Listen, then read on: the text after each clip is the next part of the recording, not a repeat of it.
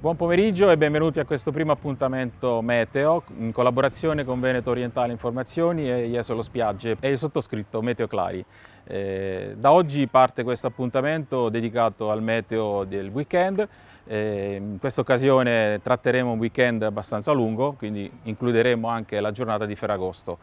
Possiamo vedere la situazione attuale che vede già un'ottima schiarita su Jesolo. I presupposti sono positivi per i prossimi giorni.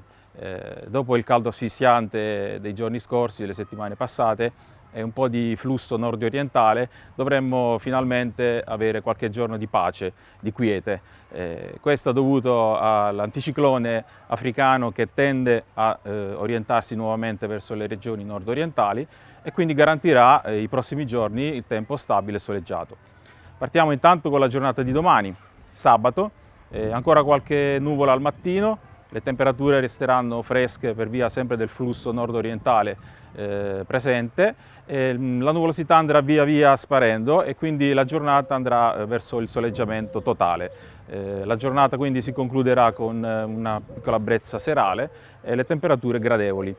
Per quanto riguarda domenica, la giornata è ottimale per venire in spiaggia, qui da noi a Jesolo. Il sole si vedrà per tutta la giornata, poche nubi al massimo nel pomeriggio e le temperature si manterranno comunque gradevoli perché ci sarà sempre quel piccolo flusso orientale di brezza marina che sarà gradevole.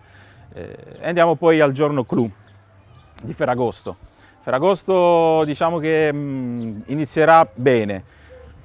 Nel prosieguo ancora siamo nell'incertezza, dobbiamo vedere un attimino i modelli cosa ci propongono, comunque partiremo sicuramente con una giornata soleggiata, quindi ottima e gradevole.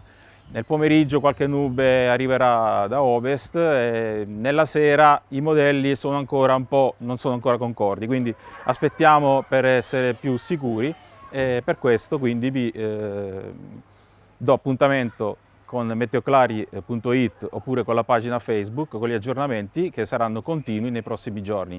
A tutti quanti io vi auguro un buon weekend, buon Ferragosto e dalla spiaggia di Jesolo a tutti buon pomeriggio.